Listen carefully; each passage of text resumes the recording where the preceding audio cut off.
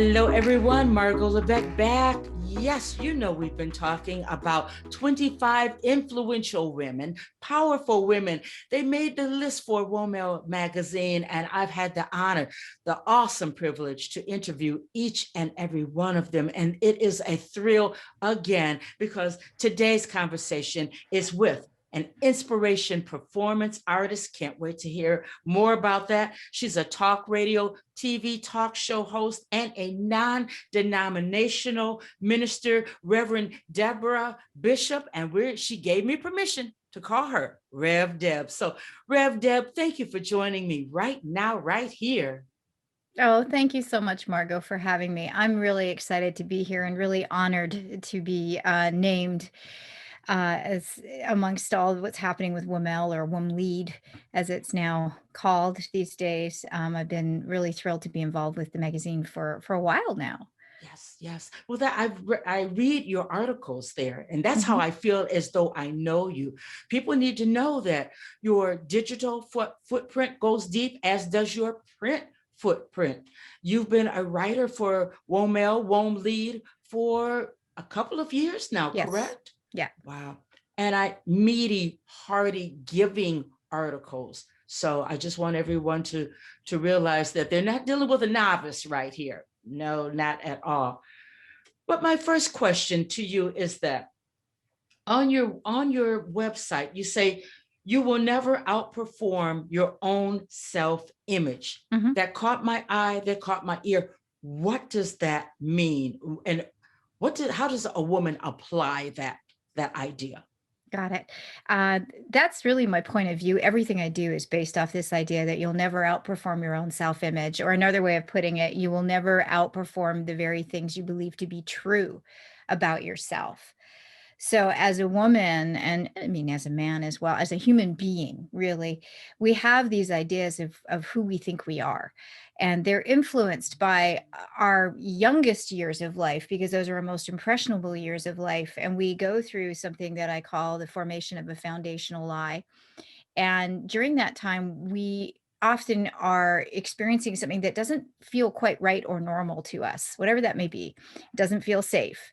The cortisol releases in our body, and we immediately want to return to the idea that we're safe and we're going to be okay. So what do we have to do differently to allow that to happen? And in that moment, it's kind of like something can happen outside of us, but we're so young because this is usually between the years of 0 and 6 or 0 and 7. We don't understand that what's happening outside of us has nothing to do with us. Therefore, whatever is impacting, we're immediately going, what did I do? What do I need to do differently? What's wrong with me? How do I change this? And before we even realize we've done it, we've already made a modification and decision about who we are and how we think we're supposed to behave. And that becomes part of our internalized self image. And so everything we do starts to be reflected through this lens that we're now seeing life through, as if, okay, I'm not good enough, being one of the most unanimous ones that I've ever come across in working with hundreds of people, is this idea that I will never be good enough. I always have to do these other things to make sure that maybe one day I might be good enough. And for women, we're notorious for that. I must, serve to the point where I have nothing left for myself. Where does that really come from? It comes not only from the way that we're taught, perhaps generationally, it also comes from a lot of the ideas we've formed about ourselves based on this idea of a foundational lie. Does that make sense? Wow, a lot of sense. I've never quite heard it put in that manner. And I'm tracing back. I'm thinking about myself. I'm thinking about my grandson, who is 7, going to be 8. And it really makes a lot of sense. So, Rev Deb, when we are in those formative ages, when we have children, grandchildren in those formative ages, we really should be careful about how we speak to them and give them opportunity to explore and be all right with failure. Is that what I hear you saying? Be all right with living? Is that what I hear you say? Yeah, we do need to really allow for to teach our children how to be more human and to realize that it's okay to be human and it's okay to have feelings and it's even okay to be afraid or think maybe they did something wrong. However, it's really important to affirm for them that they didn't do something wrong, that that wasn't necessarily their fault, that it's okay, that if that makes sense. It's like we teach children how to read and write and have arithmetic and social studies and all these things that, are all very important to how we grow, but we never ever teach human beings how to be human and how to deal with the feelings and emotions. And what ends up happening the Jesuits had it where they said, show me a man at 7 or show me a boy at 7, I'll show you the man.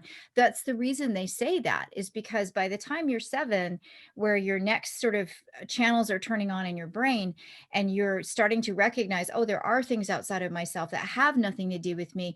You've already made so many decisions about who you're supposed to be and how you're supposed to be based on everything that's been fed to you, based on your reactions and responses to things that have happened to you, and then other people's reactions and responses to things that are happening around you, that I think the best thing we can do is begin to also break down the idea of emotion, feeling, being human, interaction, responsibility, accountability for children at a very young age. So they begin to understand that they are sovereign, that they don't have to be all of these things, and that there really isn't anything wrong.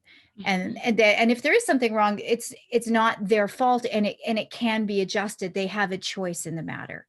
Help them understand. Mm-hmm. What I Help us hear. all understand, because we all need to do this. So Oh boy. especially, for women in particular, it's like, we have to stop being so hard on ourselves. It's very important. We have to really start to look at why we might feel guilty, because women have a tendency to feel very guilty about things that they're not doing, or maybe they're not doing it the way they want to do it, or they're not there for their kids, or they're having to do, there's a lot of guilt. We also need to look at things like shame Mm. and pain and blame, because these are all things that have us playing very small because we think that's the safest way to be. And the hardest thing is to be somebody that has big vision but doesn't know how to play big Oh yes. because they feel safest playing small. That's probably what most of the common ground is in working with any of my clients, is that's kind of where they're at. They have big vision, they have big heart, they really want to make a difference, and they're making a difference to the best of their ability, but they don't know how to play big. It's not okay for them to play big. They're apologizing somewhere along the way for something that they feel is not right within themselves. That's what we want to correct.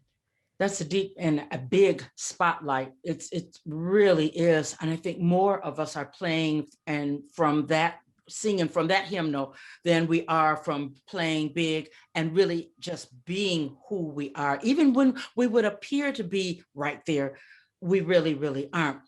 Now, this takes me on over to another thought. It looks like your focus is to help your clients attain the life that they want, the business structure, just freedom from these preconceived ideas, notions, all these things that bind us. So what you offer is freedom. And I'm wondering, will you tell us, how do you give instant and permanent breakthroughs? Because I love the word breakthrough. It's Mhm. How does that happen working with you?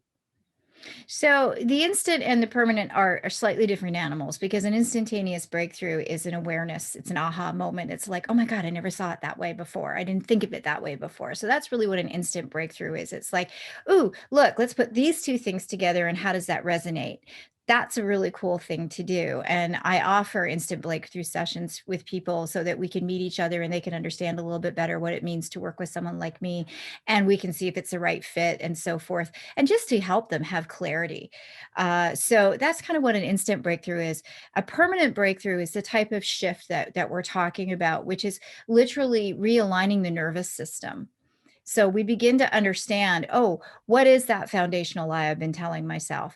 Because if you could think of it like a frequency, if we turn on a radio, but we don't turn it up, there's still a frequency, right? We're just not hearing it. Right. So you turn it on and there's a frequency running in the room because the radio is on. We're just not hearing it. That's very much how a foundational lie ends up playing out in our life. It grows into this beautiful thing we call a belief system. And that belief system is constantly echoing quietly in the back of our mind. And it's what we call autopilot as well. It's our nervous system starts to fire in a certain way. Our brain responds to that. Our neurons fire that way. And then all of a sudden we're saying yes to things on no to things. And the things we're saying no to are the things we really want. And the things we're saying yes to are the stuff that we really don't want. So when we're dealing with a permanent breakthrough, we're dealing with actually unwiring that, unraveling that, and then rechanneling it to become something that somebody really does want, so that they can say yes to the things that they truly desire in their heart. And they also know how to say no to the things that no longer serve them. Kind of sounds like a form of therapy or something of the kind, except you are actually undoing something that you learned and Mhm, even buried it, and it becomes automatic, your mhm. response. Oh my goodness. Of course, you can't give a time frame on something like that. It's different for everyone, I would imagine. Well, I have a process actually, that goes over a course of, and it depends. I work with people differently. It just depends on what their accessibility is, how busy they are, et cetera, and how quickly they want to move things. So I have a process though that can play out over a period of 16 weeks to actually make that transition. So it's not that long, Mhm. considering that it's a lifetime of belief system that we're actually dealing with. It's one of those things I consider to be like instantaneous in its own right, because it really is quick. And the way that I work in the field of energy. So it's not just we're going to mentally, to me, therapy, and I am a fan of it. I have had a couple of amazing therapists in my life when I was much younger. They helped me deal with a few things, and I'm very grateful for that. So when I say this, it is with all due respect to all practitioners out there. And I find that a lot of practice deals with the mental, it deals with the mindset. And we've all heard the stuff that's like, what you think about, you bring about. You know, if you believe it, you can achieve it. And I agree with all of that. However, how you feel about what you think is really where I come in, because you can think about something all day long and truly want it. But if your feelings can't align with it, if your feelings are shut down or aligned with fear, or they're in fight or flight, then it makes it really hard for you to get that thing that you truly want or hang on to it. So that's where a lot of people get very close to the brass ring and they're reaching and reaching and they can just touch their fingers and then oops, they drop it because they can't get there because their emotional life is not aligned with their mental. So when I work with the mind and the emotion and the body and how the energy works and the spirit, if you will, Yeah. because to me that's energy. It's frequency running through everything. So we want to align all of that, and it's repatterning. It's having somebody be able to repattern themselves. Mhm. Oh my. Yeah, we can't leave out the spiritual aspect of it, No. because that just binds it all together and makes it all relevant. Mhm. I'm thinking about people in general, how so many of us need to be rewired. Can you imagine? Do you take time to imagine what the world would be like, the leadership in this world would be like, if people would take 16 weeks to just rewire and realign themselves? What do you see when you think about that? Well, that comes to my, inspirational performance art and so forth that I do. I am a recording artist. So I have a lot of music that I do. Do a lot of writing, and performance on that level and speaking and so forth. And so when you ask me, what do you see and how do you envision? For me, that's where that comes from. The music that comes forth. I have a new album coming out soon, and one of the songs on it is called "We Can Change the World." Because we can change the world when we get past this idea. One of the lines is, who am I, a simple ordinary girl, like how can I, but yet if I can look past the idea of believing that I'm small and recognize that I'm part of this huge beautiful thing called life and this huge beautiful thing called spirit, Yes. and realize that that's what we all are. If I can align with my brothers and sisters that way, then there's nothing that we can't do. Mm. And to me, that brings compassion into the conversation. It brings humanity into the conversation, and it brings stewardship into the conversation. I honestly, and the biggest movement I'm at this point starting to birth is this idea of stewardship and bringing it back to, we need to be stewards of ourselves and stewards of one another and stewards of this planet. We're in charge. We're the Yes. ones capable of really taking care of things. And so, when I envision that, that's when I envision us recognizing that we are sovereign, and recognizing that we are interdependent. We need one another, and recognizing that it's not just human beings that need us. It's the forests, and it's the animals, it's the oceans. We are responsible for these things. It's so much greater than just you and I. Because in the beginning, we were all connected. Everything was connected. Is that what I Mhm. hear you Mhm. say? So we Absolutely. have to go back. That's a part of our stewardship. And when we are Yes. rewired, we realize all of this. Reverend Deb, are we going to get to this place where, you hear with the vaccine, we hear about herd immunity. Are we going to reach that place as far as human beings, the herd immunity with rewired and our thoughts different? We take on this stewardship. We care about each other. And we're not looking beyond the dollar. We're looking beyond what I can give you, you can give me, and all of that. And we are really, do you see where we can really get there, at least an inch at a time? I do. I have to say unequivocally, good one, little tongue twister. Yes, yes, I absolutely do believe that. Um, if I didn't, I don't know that anything that I'm doing in my life would make sense. To me, it's my vocation and my calling. It's a faith. I have been called a Pollyanna for it, which I personally don't have any problems with. But the reality of it is that when we think about, can we really get there? One of the greatest realities is that I say it's when just enough of us get there. I don't know exactly what that number is, but it's just enough. It is not like the 7 to 8 billion people that we're quite quickly approaching here have to all get there. It's just enough of us do. And then, we lift up, and then those lift up, and then those lift up. And I do believe you are correct. I love to say it this way. I mean, money is a friend of mine. It's very welcome in my life. It is the way we do business at this moment in time. And so having access to resources is important. However, I believe that greed is an issue. It's a problem. And I think that there's been too many values that have shifted into this idea of greed and power, and we got to have all these things, and we got to get here, and we got to be up here somewhere because then we're safe. And I do believe that that's one of the bigger issues at this moment in time, is that there are people living up here somewhere that feel like they have to be there, and we need to be someplace else in order for them to maintain and be safe. And none of that is true. That's a huge illusion, and it can be quite damaging. And I'm not sure how far everybody's willing to go with all of this.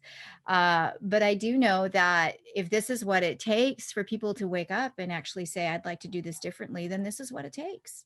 And people are waking up.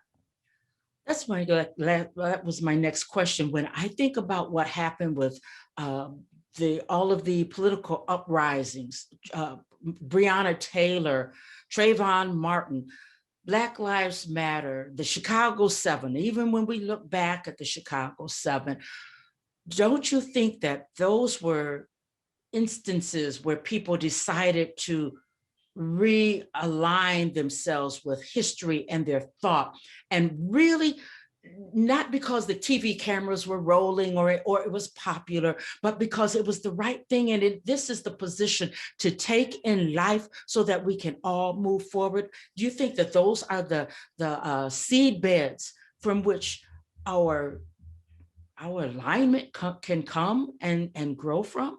I Does that make do. sense? It does. It makes sense. And yeah, I do think that we can look back and see when people have gathered together in the name of shifting something, and we can learn from that.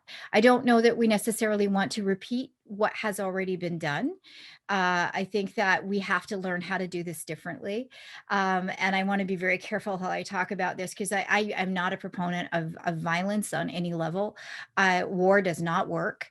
It just doesn't. It never has. Yes, it has certainly taken stuff that's been, should we say, evil or bad, and put an end to it. I'm not saying that it hasn't had its place, but if we look at stuff, war has never been the solution to anything. It just just leads to more war and more unrest. So if we can look at what worked and what didn't work and take what worked and add to that.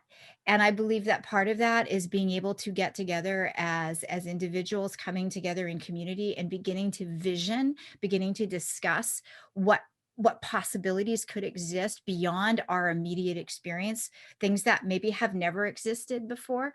I started a project a while ago now called Pieces on Peace. And what I wanted it to be was people all over the planet sending in their stories of how they would imagine peace to be. And I thought, oh, this will be a really cool project.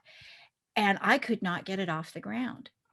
And I started to figure out why I couldn't get it off the ground. I had like a few submissions, and interestingly enough, they came from kids. Children were able to kind of send in their idea of what peace would be. But adults were like, that's a great idea. That's really cool. Sure, I'll send you a story. Well, I wouldn't get a story from them. I wouldn't. And I realized it's because we don't have a conversation, like an actual conversation about what peace actually looks like, because we have no idea about it. So we cannot talk about what we talk about every day and expect peace to happen. We actually have to create space for that future conversation and that future visioning.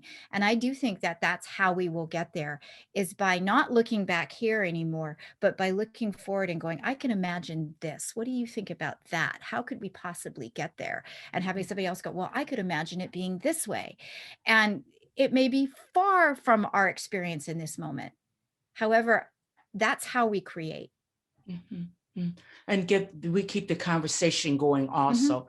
As long as people understand that there's an alternative, maybe we need to look at it another way. What about this? What harm is it going to cause if we do this at would you say, Rev Deb, if we do it on a grassroots level, that's where we start? If the we start the fire, there's got to be some smoke. Yes. Yeah. And I think that's the way that it starts. I mean, from a little seed grows a mighty oak tree, right? So the grassroots level is awesome.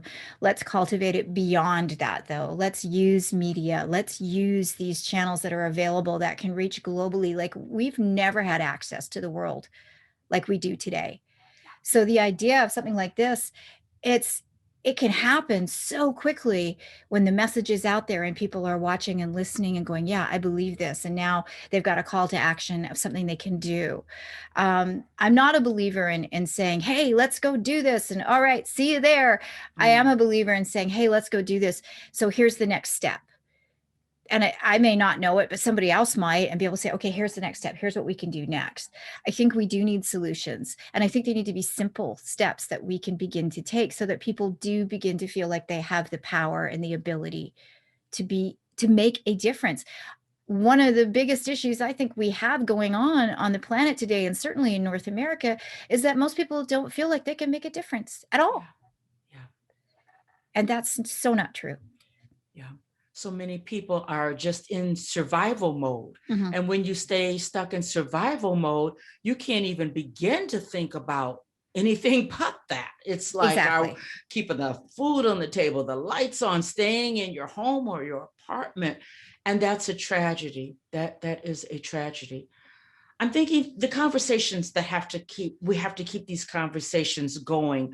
You say that you have a new album coming out, and you are a inspirational performance artist. Tell us more about that. So, because I look upon these two entities as ways people can stay inspired, they can keep the thought process open and move forward with you. I love that. And they're welcome to have a conversation with me too. There's a way they can do that. So I have a one-woman show. It's called Worthy. And I'm revamping it right now. It needed some updating, and I have the new album out, and I want to kind of merge these things together. And the album is called Letting Go, because it's probably one of the biggest lessons in my life, is really learning how to let go and realize that, I'm in charge of this. That's it. There is zero else that I'm in charge of other than this. So to be the best that I can be is the only choice that I really have to make every single day. And that makes life a whole lot more accessible to me. And it also means that when people do have an idea or an opinion about that, I have this saying that what you think of me is none of my business. So it doesn't mean that I don't want to hear feedback. It just means that at the end of the day, everybody's entitled to take what's true for them and to let go of the rest. So if you don't agree with me, that's cool. You don't have to. I respect that right. So what you think of me is none of my business gives me the opportunity to be kind of free of all of that idea of, oh my gosh, what would they think of me or this or that? And believe me, when I was younger, I was very concerned about, well, what do you think of me? And Mm. what's that be? I mean, I was going on lots of auditions. So if you're ever not concerned about, I mean, you're like, am I saying the line the right way? Do I look the right way for the part? I mean, it's very much a lot of scrutiny. So to be in this place now is amazing. And so, yeah, I will be relaunching the One Woman Show virtually, starting about late May. So getting into, late spring and summer is when I'm going to start doing a lot of virtual performances, which I'm really looking forward to doing. It is Yes. different. It's taken some getting used to be performing and you don't quite get the same feedback. I love live. I love Mhm. theater. I love live concerts and performances. But I'm really, really thrilled to be able to serve in that way because, again, it's like a global reach that's instantaneously available. Yes. So those are a couple of things that are coming very, very soon. They keep the conversation going. Mhm. I'm listening to you and I'm thinking what you just discussed with me has to be discussed again and again and again until the energies align and we begin to believe. I'm even saying for myself, begin to believe I can provoke some change. I can start right where I am. And we don't have to have the haves and the have nots. And I'm not promoting that show or anything like that, but we can think about our lives, our world. We can be stewards. Mhm. I think so. Thank you for positioning yourself and helping us position ourselves with you so that we can hear this conversation and make it applicable. I guess that's what I'm fishing around. How do we hear what you've imparted to us and apply it to our everyday lives, knowing that we are empowered? I can give you one really simple thing that anybody can do. And this is so simple. It is incredibly impactful. There is something called our emotional guidance system. We are born with it. We are not taught how to use it. We are born with it. So our emotional guidance system is not what we are thinking, it's what we are feeling. You may not know, your brain synapse actually runs all the way down around your heart and right to the top of your tummy. So right to your top. So when they say trust your gut, they're not kidding because you really do think all the way down to your gut.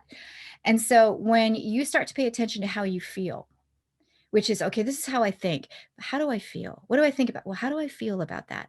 This simple idea of just asking yourself, just even randomly. I have my clients actually set their alarm on their phone a few times during the day and make it the same as their ringer so that they don't go, oh, yeah, that's it, that they actually have to check it. And on that, it says, how am I feeling? Or how are you feeling? To make them actually go, oh, how am I feeling? Because when you are feeling good, to whatever degree that may be, when you are feeling good, you are headed in the right direction. You are headed to a place that is serving you. You are doing that which is really your work to do.